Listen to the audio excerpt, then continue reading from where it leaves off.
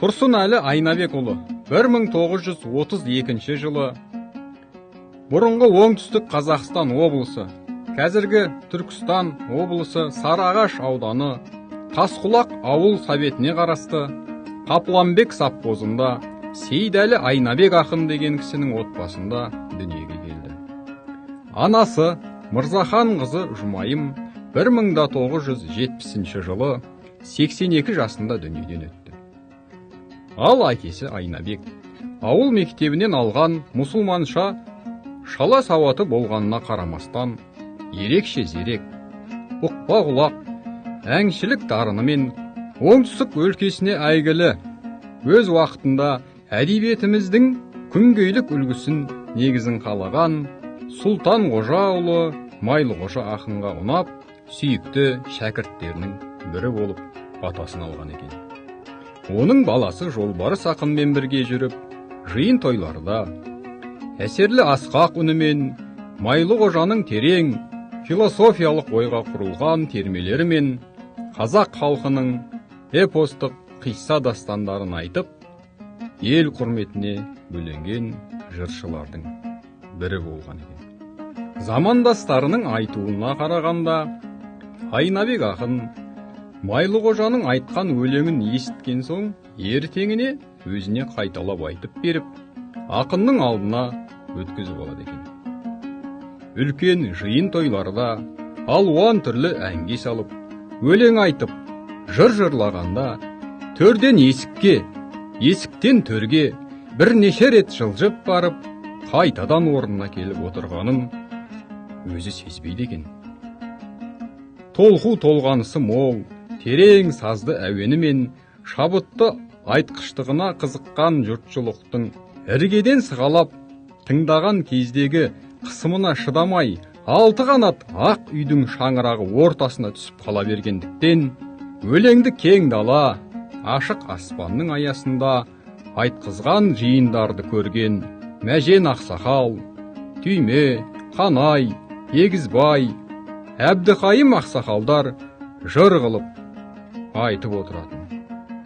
Ақынның айтатын өлеңдерінің дені Майлықожаның термелері мен Мәделі ақынның өлеңдері, Зарқұм, Сал-сал қиссалары, Жүсіп Қожа версиясындағы Қыз жібек, Алпамыс батыр, Мұңлық зарлық қиссалары, Нұралы ақынның дастандарынан Мұңлы сейіл, Құбағыл сияқты халықтық эпостар, Мың бір түн әңгімесінен құралған дастандар, Қалила мен Димна әңгімелеріне негізделген Татынама, Мәделінің баласы Мырза Ахмет шығарған Үш аламысық сияқты 40-тан астам қисса дастандарды жырлайды екен. Айнабек ақын 64 жасында 1943 жылдың қара күзінде бір аптаға созылған науқастан дүние салды. Әкеміз айтатын алуан түрлі жыр dastanдардан және өзінің шығарған жырларын уағында қағазға түсіріп жазып алатындар ауылда болмағандықтан, есепсіз жыр маржандары өзімен бірге кетті. Үлкен өкініш болған бұл жағдай есейгенде халық қазынасын қал қадірімше қастерлеп жинауға себепкер болды деп ағынан жарылады Тұрсынәлі Айнабек атамыз бір сөзінде. Ал Тұрсынәлі Айнабек Ұлы Отан соғысы аяқталған соң, яғни 1945-1948 жылдар зоотехник болып Қызылорда облысы Сырдария ауданындағы Сырдария ет совхозында 2 жыл, Келес ауданының ауыл шаруашылық бөлімінде 1 жыл қызмет істейді. 1951-1955 жылдары Ташкенттегі Феникс экономикалық институтының ауыл шаруашылық экономикасын жоспарлау бөлімін экономист мамандығы бойынша бітіріп, Оңтүстік Қазақстан облысы Ильич аудандық советінің жоспарлау комиссиясында 1 жыл экономист, Сарыағаш ауданы Таболин МТСында 2 жыл зоотехник, осы аудандағы Ленин атындағы колхозда 5 жыл экономист, Сарыағаш аудандық партия комитетінде 2 жыл нұсқаушы болып қызмет атқарады. 1964-1968 жылдары Келес ауданындағы Бірлік қой совхозында бас экономист. 1968-1970 жылдары Ленин ауданындағы ауыл шаруашылық басқармасының жоспарлау бөлімінің бастығы. 1970-1977 жылдары Сарағаш жеміс жидек совхозында бөлімше меңгерушісі. Ал 1977 жылдан бастап Сарағаш ауданындағы Красный Восток колхозында кәсіподақ комитетінің төрағасы болып сайланды. Ақын шаруашылық саласында қызмет етумен қатар халық қазынасын жинау ісімен шұғылданды. Халықтық мұралардан Мәделі Қожа, Майлы Қожа, Жолбарыс, Асан, Исабек ақындардың жырларын, термелерін, айтыстарын жинады. Сол сияқты Ергөбек, Жәнкел, Байырбек ақындардың өлеңдері мен айтыстарын жинау ісімен шұғылданды. Енді ары қарай өмір баянын таныстыру ақынның өзі жайлы жазған өлеңімен жалғассын. Бисмилля деп бастайын таныстыру мәтінін.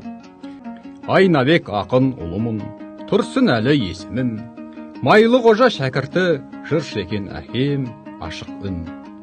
Алты қырдың астынан шақырған ән мен ғашығын, зоотехник экономист, қос мамандық кәсібін. 40 жыл істеп ауылдан зейнетке шыққан пақырмын, өнер білім дегенге жастайымнан жақынмын. Өздігімнен үйренген аудармашы ақынмын. Құл Қожа Ахмет хикметін сан рет оқып әр бетін, толығымен аудардым 150 алтын ақылын. 500 дана таралым, Шымкенттен көрді басылым. Ғұламалар сараптап, сөздерін оқып парақтап, таразылар деп жүрмін асылымен жасығын. Түркістанның түлегі, дін исламның тірегі, түркім деп соққан жүрегі Құл Қожа Ахмет бабаның аруағына бас идім. Қайқауыстың өсиетін, қастерлеп қадір қасиетін, қазақтың шешен тілімен сөйлеттім 44 пасылын.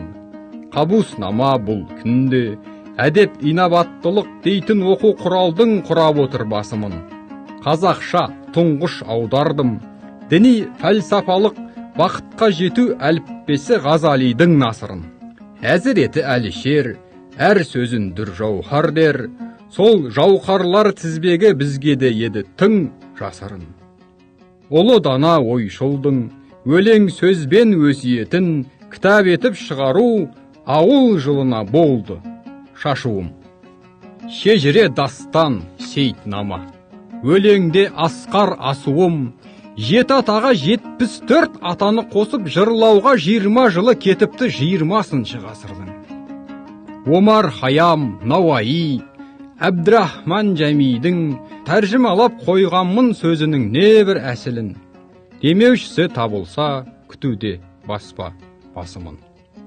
Мәделі, Майлы, Құлыншақ, Шады төре Исабек, Асан ақын Жолбарыс, Молла Мұса Ергөбек. Мұраларын жинауға жасымнан жан ашырмын, терме дастан әнім бар, айтарлық бір таң асырым. Қолыма тұтас ағаштан ұлттық ою нақыш сап, жасай тұғын жайым бар домбыраның әр түрін. Сан түрлі өнер білімді қазақтың ана тілімен ұрпаққа мұра қалдыру ауырғаны басымның. Ұлтымның рухын ұлықтау ағарғаны шашымның. Алқалы әділ қазылар, бағаларыңды қоярсың, жоғарыда айтылған сөзімнің талдап қыр сырын.